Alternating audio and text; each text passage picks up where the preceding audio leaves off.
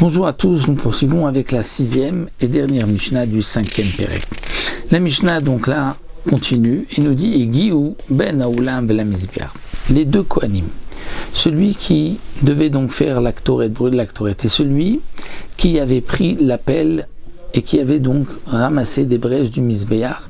Ces deux Kohanim Egiu étaient arrivés ben Haoulam vela Mizbeach entre le Oulam. Le Oulam c'était cette antichambre, si on peut dire, cette pièce qui était devant le Echal, et donc le Oulam était du côté donc ouest du Mizbeach, donc entre le Mizbeach et le Oulam il y avait un espace, et c'était là que les Kohanim arrivaient à cet endroit-là avant de rentrer dans le Echal, puisque le Mizbeach Apnimi où on faisait la Ktoret était dans le Echal, dans le Ohel Moed.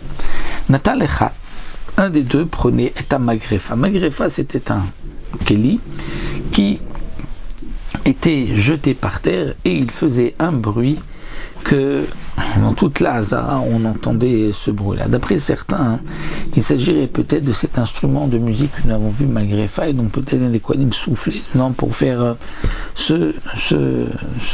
faire du bruit, pour pouvoir donc faire savoir que, comme nous allons le voir, que ça y est, on va maintenant faire la Ktoret. Donc il jetait Ben Haoulam vela Mizbeach. Si on dit que c'était un ustensile, non pas un instrument de musique, non pas qu'il le jetait, mais qu'il soufflait dessus, ça s'appelait aussi le jeter du vent, jeter un son. Lorsque on jetait ce keli, il faisait un tel bruit qu'on ne pouvait pas s'entendre dans tout Jérusalem, dans tout Yerushalayim, à cause du bruit de la magrefa, de ce métal qui était tombé par terre. Il servait à trois choses. Première des choses, Kohen Shomet Kola, le Kohen qui avait entendu donc le son de cette magrefa, de cet ustensile qui était jeté par terre, Yodéa, il savait, il savait que ça y est, que dans quelques instants, ses frères Kohanim allaient se prosterner, aller rentrer dans le Echal pour se prosterner après la Ktoret. On n'avait pas encore fait la Ktoret, mais ils savaient que ça n'allait pas tarder, qu'ensuite ils allaient rentrer, se prosterner, et donc Vuratsuba, celui qui voulait aussi se prosterner avec les autres Kohanim, avait le droit même de rentrer dans le Echal pour se prosterner. Autre chose qui servait, ou Ben Lévi et le Lévi qui était en dehors de la Hazara, ou Shomet Kola qui entendait le bruit de la magrefa,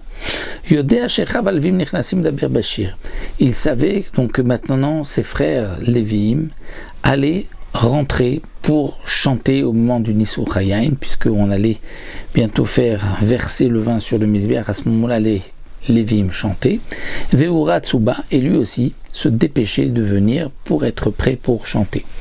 Ve'rosh HaMahamad, troisième chose, laquelle servait aussi la magrefa, c'est que le Rosh HaMahamad, le responsable du Mahamad, c'est-à-dire qu'il y avait c'est-à-dire le responsable du Mahamad, c'est-à-dire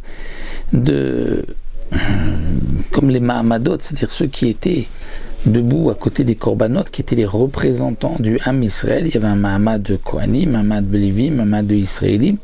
Donc le Rosh HaMahamad, c'est celui qui est le responsable de tous ces Kohanim qui allaient donc prier et être debout proche du Korban, donc les représentants du Ham Israël sur le Korban. Lui, le Rosh HaMahamad, Aya Mahamid et Tatmim Bishar HaMizrach. Il mettait debout, c'est-à-dire il alignait les gens impurs, les Kohanim impurs, Bishar HaMizrach, dans la porte est, c'est-à-dire à l'endroit où tout le monde rentrait dans le Har HaBayit. Pourquoi ? Parce que ces hommes impurs qui étaient du Bet Av, donc qui normalement auraient dû servir au Bet HaMikdash aujourd'hui, mais qui ne pouvaient pas servir, donc il fallait montrer à tout le monde qu'ils sont impurs et qu'ils ne peuvent pas servir. Pourquoi ? Une première explication, pour leur faire honte, pour montrer, voilà, ils n'ont pas fait attention, ils ont été impurs parce qu'ils ont eu une pollution nocturne ou autre chose, et ils n'ont pas fait attention, donc on montre, voilà, ils sont impurs, la prochaine fois ils feront attention. Autre explication, c'est pour ne pas qu'on les soupçonne. Les gens vont dire, tiens, mais lui il est du Bet Av, et pourtant on voit qu'il est sorti du Bet HaMikdash, il va travailler, il va vaquer à ses occupations, donc on montrait, attention, voici ceux qui sont impurs, lui il a eu un cas de force majeure, il est impur, c'est pour cela qu'il n'est pas là. Peut-être qu'il y a un Sheretz, un reptile mort qu'il a touché, donc c'est pour cela qu'il est impur et qu'il ne peut pas servir au Beth Amikdash. Et pour le Rambam, les gens impurs, il s'agit des lépreux qui ont terminé, qui ont guéri et qui sont à la fin de leur purification et qui attendent d'amener leur korbanot pour qu'on puisse asperger le sang de leur korban. Ce sont eux qui étaient donc apposés Béchar à Mizrach et qui étaient prêts pour que juste après le korban tamid, on puisse s'occuper de leur korban. Donc voici pour le 5e Pérec, B'Siyata Dishmaya. On se retrouvera pour la suite de la Avoda dans le prochain Pérec.